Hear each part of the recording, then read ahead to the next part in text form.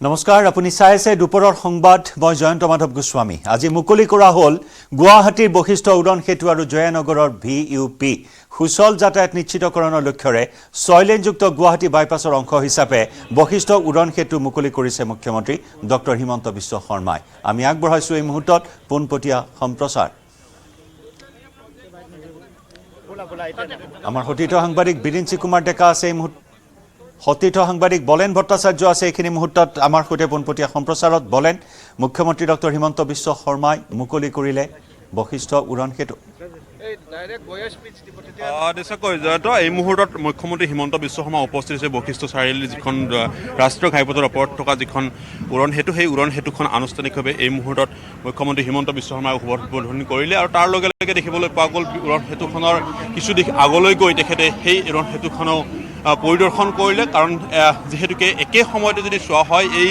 মূল ৰাষ্ট্ৰীয় ঘাইপথৰ ওপৰত ৩৭ নং ৰাষ্ট্ৰীয় ঘাইপথৰ ওপৰত জালুকবাৰীৰ পৰা আৰম্ভ কৰি খানাপাৰালৈকে 6খন উৰণ সেতু আছে ইতিমধ্যে 5খন উৰণ সেতু ব্যৱহাৰ হৈছে যদিও বা এইখন উৰণ সেতু আনুষ্ঠানিকভাৱে আজিৰ দিনটোত শুভ উদ্বোধন হ'ল আৰু দেখিব পোৱা গৈছে সমগ্ৰ পথছোৱাৰে যদি চোৱা হয় তেতিয়াহ'লে 17.4 কিলোমিটাৰ দৈৰ্ঘ্যৰ এই উৰণ সেতুকেইখনে বিশেষভাৱে জনতাৰ যি যান জঁটৰ সমস্যা আছিলে সেই সমস্যাসমূহ ৰোধ কৰিবলৈ সক্ষম হ'ব আৰু যি ধৰণৰ এটা দীঘলীয়া সমস্যা আছিলে সেই সকলোবোৰ সমস্যা নাইকিয়া কৰি এতিয়া দেখিব পোৱা যাব এটা নতুন মাত্ৰা লাভ কৰিব আৰু এই মুহূৰ্তত উৰণ সেতুখন শুভ উদ্বোধন কৰি মুখ্যমন্ত্ৰী হিমন্ত বিশ্ব শৰ্মাই সম্বোধন কৰিব জনতাক আৰু তাৰ উদ্দেশ্যে আমি এই মুহূৰ্তত দেখুৱাবলৈ লৈছোঁ সেয়া পৰিৱেশ য'ত বশিষ্ঠ চাৰিআলি যথেষ্ট সংখ্যক লোক সমবেত হৈছে সেই সভাখনত আৰু মুখ্যমন্ত্ৰী হিমন্ত বিশ্ব শৰ্মাই এই মুহূৰ্তত ভাষণ আগবঢ়াইছে আমাৰ এই সুন্দৰ দিনটোত আমাৰ মাজত উপস্থিত থকা গুৱাহাটী পৌৰ নিগমৰ মেয়ৰ মৃগেন শৰণীয়া ডাঙৰীয়া অকণমান যদি পিছফালৰ মানুহখিনিয়ে চাব পৰাকৈ অকণমান ইফাল সিফাল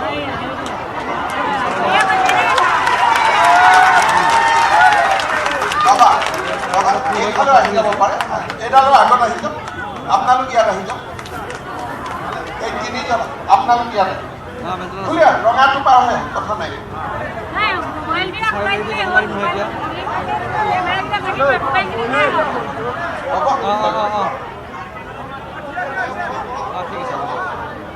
এতিয়া শান্তি আমাৰ মাজত উপস্থিত গুৱাহাটী লোকসভা সমষ্টিৰ সাংসদ কুইন ওজা ডাঙৰীয়ানী ৰাজ্যসভাৰ সাংসদ পবিত্ৰ মাৰ্ঘেৰিটা ডাঙৰীয়া পৌৰ নিগমৰ মেয়ৰ মৃগেন শৰণীয়া ডাঙৰীয়া লোক নিৰ্মাণ গৃহ আৰু নেশ্যনেল হাইৱে বিভাগৰ স্পেচিয়েল সচিব আৰু কমিশ্যনাৰ ৰাজ চক্ৰৱৰ্তী ডাঙৰীয়া নেশ্যনেল হাইৱে অথৰিটিৰ ৰিজনেল অফিচাৰ শ্ৰী সন্তোষ চৌধুৰী ডাঙৰীয়া এই প্ৰজেক্টৰ প্ৰজেক্ট ডিৰেক্টৰ শ্ৰী সুৰেশ কুমাৰ ডাঙৰীয়া আৰু উপস্থিত সংবাদ মাধ্যমৰ কৰ্মীসকল আৰু সুধীবৃন্দ আজি আমাৰ বাবে এটা অতি আনন্দৰ দিন অকণমান সকলো যদি মনে মনে থাকে অকণমান সকলো মনে মনে হৈ যাব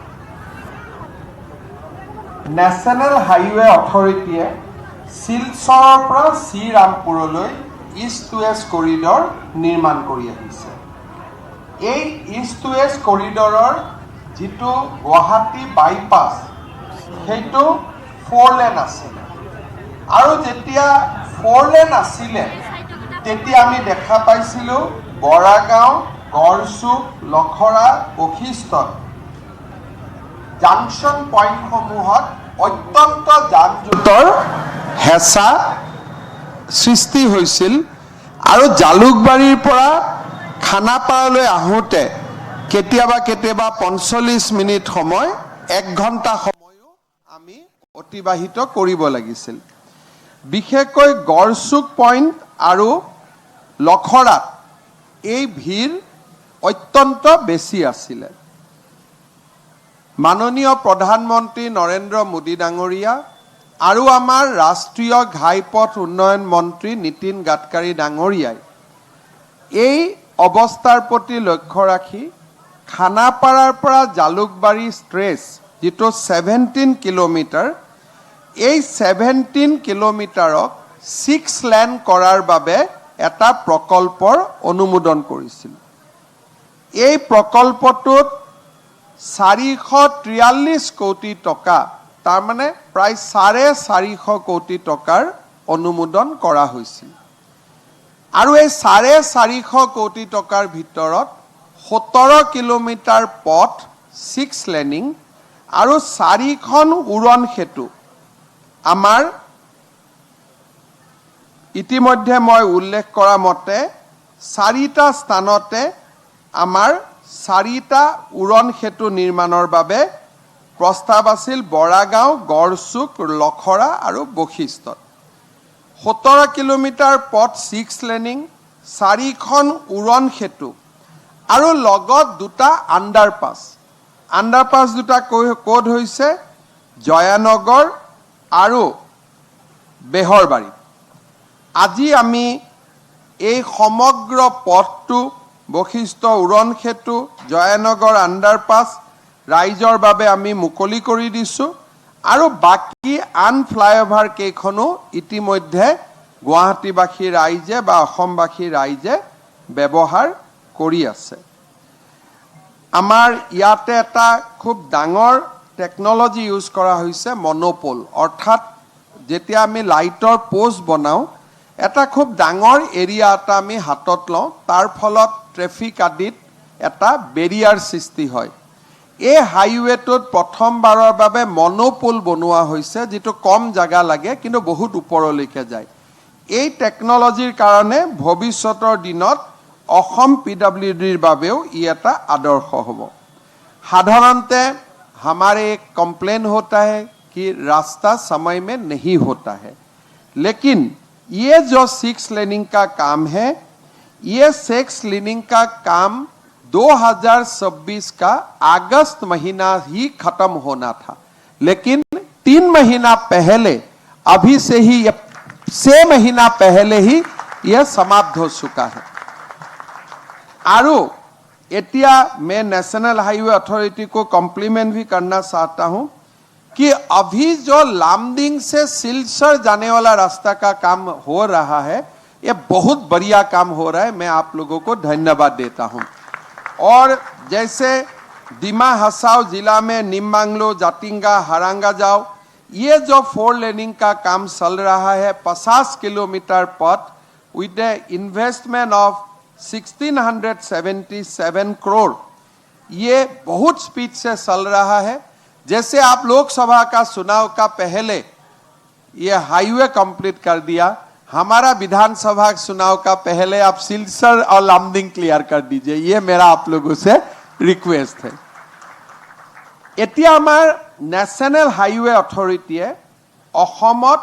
দুটা ডাঙৰ প্ৰকল্প ৰূপায়নৰ কাৰণে আগবাঢ়িছে এটা হৈছে যেনেকে আমি ইয়াতে খানাপাৰাৰ পৰা জালুকবাৰী পালো এই গোটেই ৰাস্তাটো এতিয়া এটা ৰিং ৰোড হ'ব ইয়াত ব্যয় হ'ব 5730 কোটি টকা 64 কিলোমিটাৰ পুনে পুনে বাইহাটা চাৰিআলি যাব বাইহাটাৰ পৰা কুৰুৱালৈকে যাব কুৰুৱাৰ পৰা নাৰেংগী আহিব নাৰেংগী হৈ সোণাপুৰেদি আমি এটা গুৱাহাটী যেনেকে সৰুতে আমি শুনিছিলো দিল্লীত inner ring road outer ring road এতিয়া আমাৰ গুৱাহাটীটো ৰিং ৰোড হ'বৰ কাৰণে গৈ আছে আৰু তাৰ নিবিদা আহ্বান কৰা হ'ল ইতিমধ্যে আমাৰ ভূমি অধিগ্ৰহণৰ কামো আৰম্ভ হৈছে আৰু ওয়াইল্ড লাইফ ক্লিয়াৰেন্সো national board of wildlife বোৰ্ডৰ আমি ওয়াইল্ড লাইফ ক্লিয়াৰেন্স লাভ কৰিছো কাৰণ ইয়াৰ সৰু পোৰ্শন এটা আমসাং ওয়াইল্ড লাইফ সেঞ্চুৰীৰ মাজেদি যাব তাৰো আমি ক্লিয়াৰেন্স পালো আৰু মই ভাবো যে খুব কম দিনৰ ভিতৰত কাম আৰম্ভ হ'ব দ্বিতীয়তে ন্যাশনাল হাইৱে অথৰিটিয়ে আৰু এটা ডাঙৰ কাম হাতত লৈছে সেইটো হৈছে ৮৬ কিলোমিটাৰ দৈৰ্ঘ্যৰ কলিয়াবৰৰ পৰা নুমলীগড়লৈ আমাৰ 4 লেনিংৰ কাম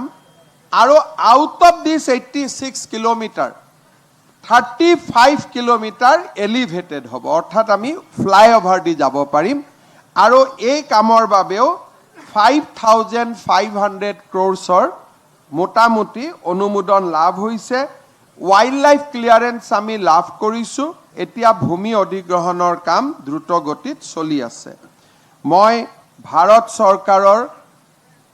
माननीय मंत्री नितिन गडकरी आमार national highway authority chairman Santosh Kumar Yadav मैं असम वासियों का ओर से हमारा प्रधानमंत्री नरेंद्र मोदी जी को बहुत बहुत धन्यवाद देता हूं कि आज से यहाँ में गुवाहाटी में लगभग ट्रैफिक कंजेशन खत्म हो गया है भोरलुमुख में भी हमारा एलिवेटेड कॉरिडोर हो गया मालीगांव ब्रिज भी हो गया और जो इस रास्ता में दबाव का कारण गुवाहाटी का अंदर से जाते थे अभी ट्रैफिक 2 भाग में बच जाएगा एक गुवाहाटी का अंदर से जाएगा एक नेशनल हाईवे से जाएगा उसका कारण कम से कम 10 साल के लिए हमारा सिटी बहुत ही डिकंजेस्ट हो जाएगा मैं प्रधानमंत्री नरेंद्र मोदी जी को बहुत बहुत धन्यवाद देता हूं असम वासियों का ओर से लास्ट 2 महीना से तो मोदी जी ने यहाँ में विकास का तांडव कर चुका है पहला दिन आया 16,000 करोड़ बाद में 18,000 करोड़ काल 30,000 करोड़ आज भी इतना मैंने कभी शिव जी का तांडव नृत्य का बात सुना था देखा था अभी विकास का तांडव भी नरेंद्र मोदी जी ने असम में शुरू कर दिया है तो भोलानाथ और नरेंद्र मोदी दोनों को हम बहुत बहुत धन्यवाद देता हूं हम दोनों को प्रणाम करता हूं शिव जी का आशीर्वाद होगा मोदी जी का असम के लिए प्यार मोहब्बत होगा हम लोग आगे बढ़ते जाएगा जय जय श्री राम मोदी जी का नेतृत्व में नितिन गडकरी जी ने असम के लिए ये सारा प्रोजेक्ट का अनुमोदन किया है और काम भी दिन रात मेहनत से करवा रहा है मैं हमारा नेशनल हाईवे राष्ट्रीय राजमार्ग का मंत्री हमारे सबका नेता नितिन गडकरी जी को बहुत बहुत धन्यवाद और साधुवाद देता हूं साथ में हमारा नेशनल हाईवे अथॉरिटी का चेयरमैन संतोष कुमार यादव जी को मैं धन्यवाद देता हूं मैंने उनको रिक्वेस्ट किया था कि चुनाव का पहले एक बार अगर चुनाव हो जाता है तो हम 1.5 महीना रुकना पड़ेगा कम से कम चुनाव का पहले रास्ता को खोलने के लिए आप थोड़ा हमें मदद कीजिए उन्होंने दिन रात मेहनत से सबको काम करवाया टीम को लीडरशिप दिया और आज हम मॉडल कोड ऑफ कंडक्ट का पहले ही ये रास्ता का आज पूरा फ्लाईओवर सहित 17 किलोमीटर रोड का इनॉग्रेशन कर पाया इसीलिए मैं NHAI का चेयरमैन संतोष कुमार यादव जी और हमारा असम का पूरा टीम को बहुत बहुत धन्यवाद देता हूं যদি আমাৰ সাংবাদিকসকলৰ কিবা প্ৰশ্ন সুধিব আছে এই ৰাস্তাৰ ওপৰত আপোনালোকে সুধিব পাৰে আৰু যদি নাই আমি সকলোৱে গাড়ী চলাই ফ্লাই ৰাস্তাটো ব্যৱহাৰ কৰিব লাগে একোটো নাই ঠিক আছে সকলোকে বহুত বহুত ধন্যবাদ জয় হিন্দ বন্দে মাতৰম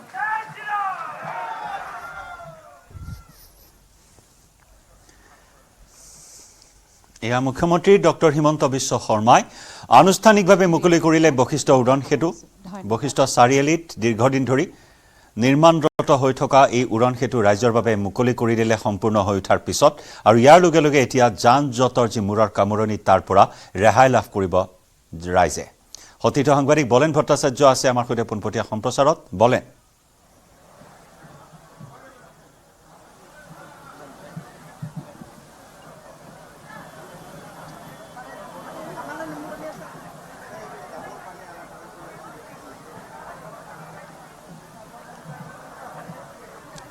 বলেন আছে আমাৰ সৈতে বলেন যদি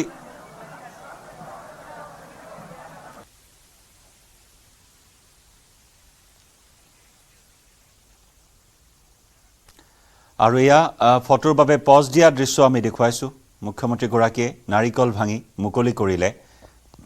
এই উড়ন সেতুখন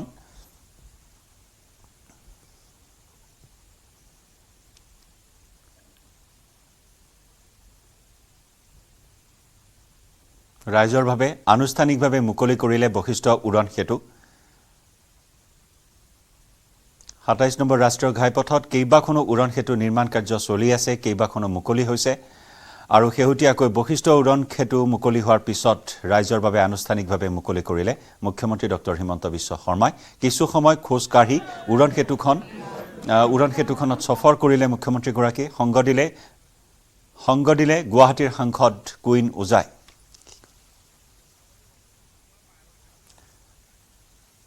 আৰু এই মুহূৰ্তৰ পোনপটীয়া দৃশ্য আমি দেখুৱাইছো উৰণ সেতু মুকলি কৰি এক জনসভা সম্বোধন কৰি মুখ্যমন্ত্ৰীগৰাকীয়ে এয়া উৰণ সেতুৰ ওপৰেৰে যাত্ৰা কৰিছে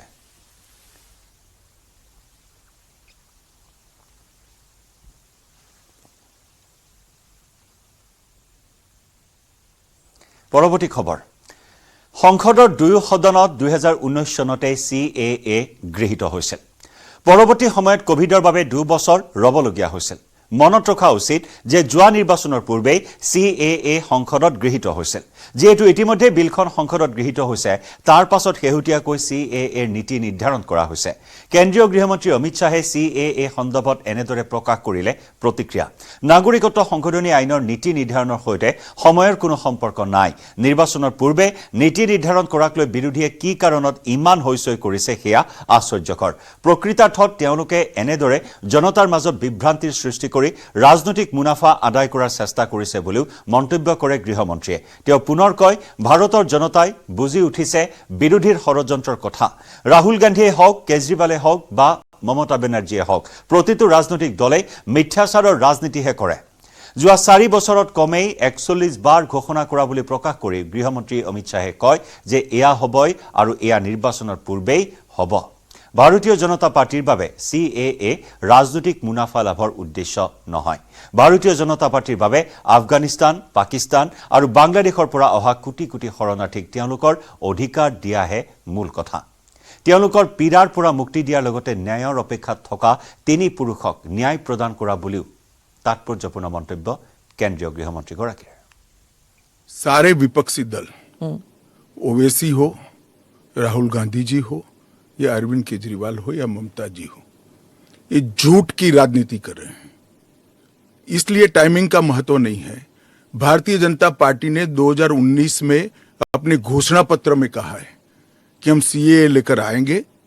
और पाकिस्तान अफगानिस्तान और बांग्लादेश के जो शरणार्थी है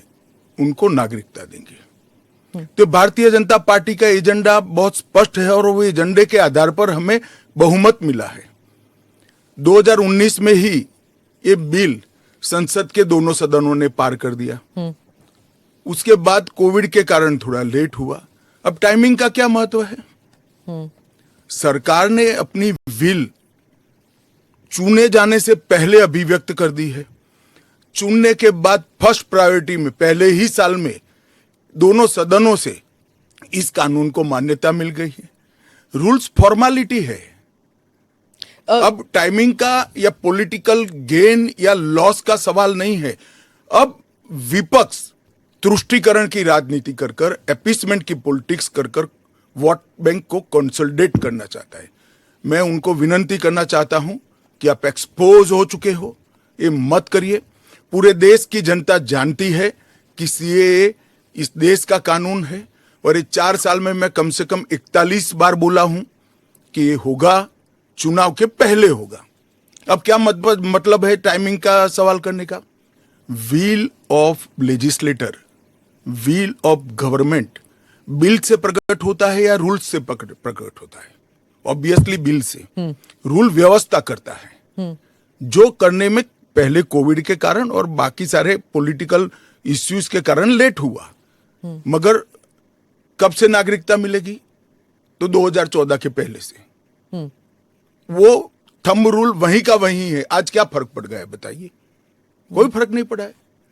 भारतीय जनता पार्टी को के लिए ये पॉलिटिकल गेन का मुद्दा नहीं है भारतीय जनता पार्टी के लिए हमारे नेता नरेंद्र मोदी जी के लिए अफगानिस्तान पाकिस्तान और बांग्लादेश से आए हुए करोड़ों शरणार्थियों को उनका अधिकार देने का मुद्दा है उनकी वेदना से मुक्ति दिलाने का मुद्दा है और उनकी 3 पीढ़ी को न्याय देने का मुद्दा है जो कांग्रेस पार्टी ने कभी नहीं दिया ইফালে এনআৰচি আৰু CAAৰ মাজত সম্পৰ্ক সন্দৰ্ভত গৃহমন্ত্ৰী অমিত শ্বাহে কয় এনআৰচি ভাৰতৰ উচ্চতম ন্যায়ালয়ৰ তত্বাৱধানত চলি থকা এক প্ৰক্ৰিয়া আৰু ইয়াৰ সৈতে CAAৰ কোনো সম্পৰ্ক নহয় অসমৰ সৰ্বত্ৰ CAA প্ৰযোজ্য হ'ব কেৱল দুই প্ৰকাৰৰ বিশেষ অধিকাৰ থকা উত্তৰ পূৰ্বাঞ্চলৰ ৰাজ্যসমূহতহে CAA প্ৰযোজ্য নহ'ব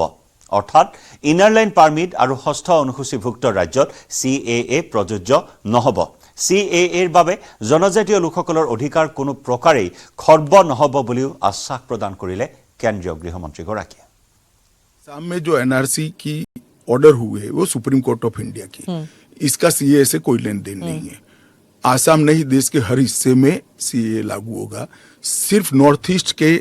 राज्य जहां पर दो प्रकार के विशेषाधिकार उनको दिए गए हैं वो विशेषाधिकार के तहत जो राज्य आते हैं उनको ही सीए नहीं होगा एक इनर लाइन परमिट का प्रोविजन है और संविधान की 6ठी अनुसूची में शामिल जनजातीय क्षेत्र है हाँ वो जो 6th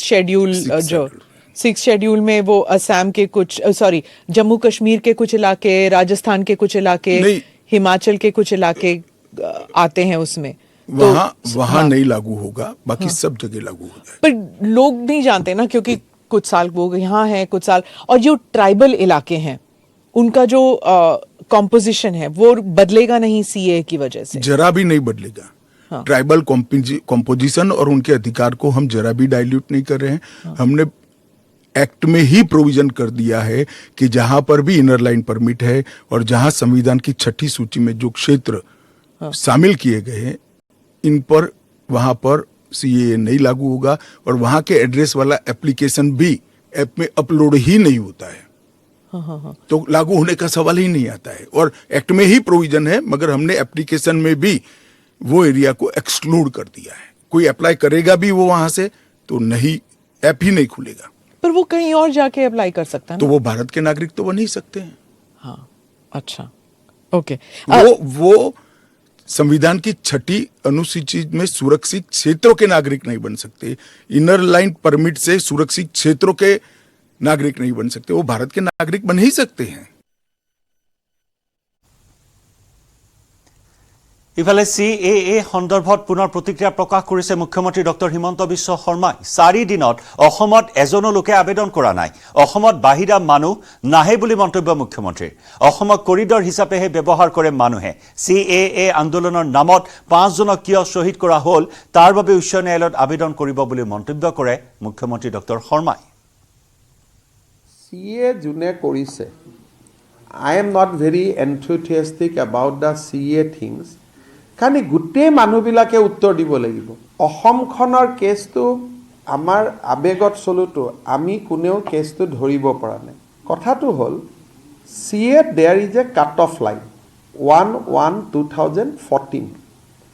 so তুমি যদি 1/1/2014 আগত আহিছিলা why you have not applied NRC বাকি ষ্টেটত যদি 21ত সোমোৱা মানুহজনেও কয় যে মই 14ত আহিছো তেওঁৰ প্ৰুফ নাই অসমত প্ৰুফ হৈ গল যে মই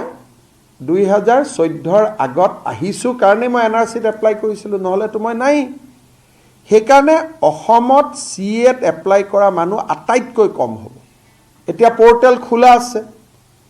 এভৰি ডে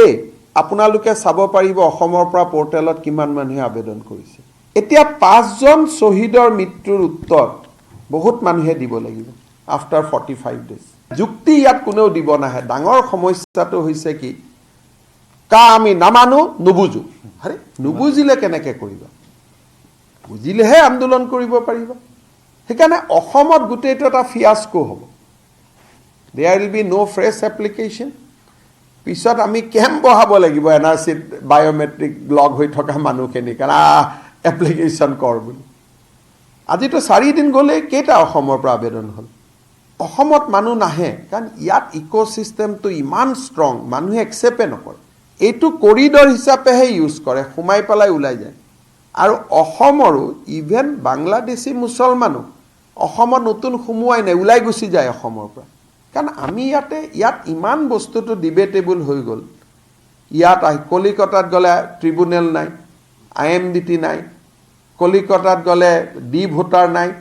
গতিকে মানুহ অসমত থাকিব নে বেংগলত গুচি যাব বিহাৰত গ'লে ডি ভোটাৰ ট্ৰিবিউনেল নাই অসমত প্ৰায় 100 টকা লেবাৰ কৰিলে গুজৰাটত গ'লে 300 টকা অসমৰ মানুহে যদি গুজৰাটত গৈ আছে কাম কৰিব কৰ্ণাটকত গৈ আছে એટલે বাংলাদেশৰ মানুহ গুজৰাট কৰ্ণাটকত নগৈ অসমত কিয় আহিব CAAৰ ফলত যদি পাৰ্চী আৰু খ্ৰীষ্টিয়ানসকলক ভাৰতলৈ আহিব দিব পাৰে তেন্তে মুছলমানসকলক কিয় এই সুবিধাৰ পৰা বঞ্চিত কৰা হ'ল বুলি সাংবাদিকে সোধা এটা প্ৰশ্নৰ উত্তৰত অমিত শ্বাহে কয় মুছলমানসকলৰ বাবেই ভাৰতৰ এটা অংশ ভাগ কৰা হৈছিল যিসকল লোক অখণ্ড ভাৰতৰ অংশ যিসকল ধাৰ্মিক প্ৰতাৰণাৰ বলি হৈছে তেওঁলোকৰ মৰ্যাদা উভতাই দিয়াৰ বাবেহে এই প্ৰচেষ্টা হাতত লোৱা বুলি কয় গৃহমন্ত্ৰীগৰাকীয়ে मुस्लिम आबादी के लिए ही वो हिस्सा आज भारत का भाग नहीं है वो भूमि इसीलिए दे दी गई थी फिर तो हर देश से अव्यवस्था से जो आना चाहिए इसके लिए भारत के दरवाजे खोल लो भारत कहां बचता है अखंड भारत के जो लोग हिस्सा थे और जिन पर धार्मिक प्रताड़ना हुई है उसको शरण देना मैं मानता हूं हमारी नैतिक जिम्मेदारी है और हमारी कॉन्स्टिट्यूशनल रिस्पॉन्सिबिलिटी जब विभाजन हुआ तब पाकिस्तान में 23% हिंदू थे हिंदू और सिख थे आज 3.7% बच गए कहां गए सारे इतने सारे तो यहां आए नहीं धर्म परिवर्तन हुआ अपमानित किया गया दोयम दर्जे के नागरिक के नाते इनको रखा गया कहां जाएंगे ये लोग क्या देश इसका विचार नहीं करेगा देश की पार्लियामेंट इसका विचार नहीं करेगी देश की पॉलिटिकल पार्टियों ने इनका विचार नहीं करना चाहिए आप इस लॉ को आइसोलेशन में नहीं दे सकती इस देश का एक इतिहास है 15 अगस्त 1947 को देश का विभाजन हो गया देश 3 हिस्सों में बंट गया वो बैकग्राउंड है भारतीय जनसंघ भारतीय जनता पार्टी हमेशा विभाजन का विरोध किया हम कभी सहमत नहीं थे इस देश का विभाजन धर्म के आधार पर होना ही नहीं चाहिए था मगर उस वक्त किया गया जब धर्म के आधार पर आप विभाजन करते हो और वहां जो अल्पसंख्यक है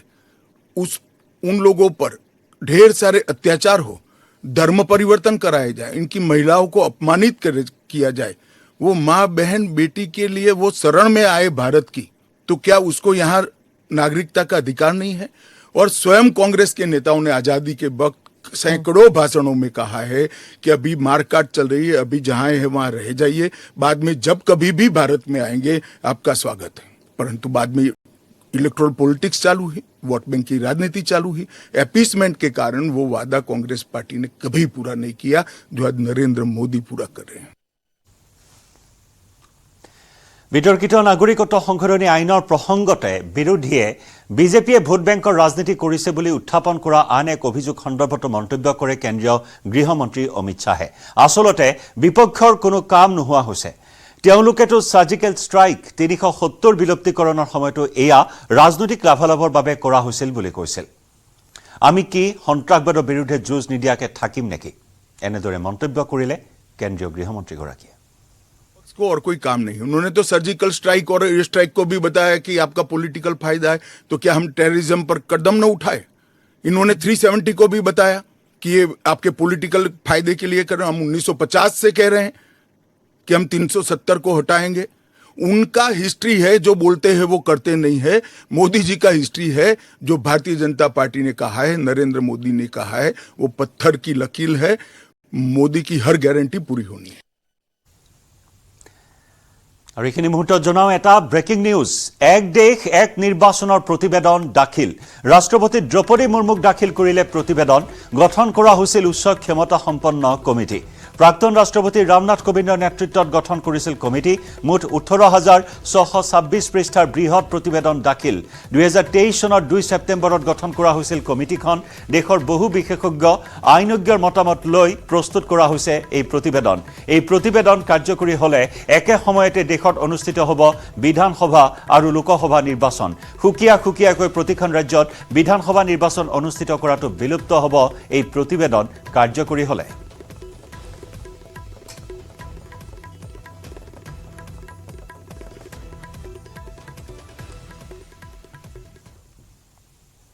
দুপৰৰ সংবাদ অব্যাহত ৰাখিম সময় হৈছে এটা বাণিজ্যিক বিৰতিৰ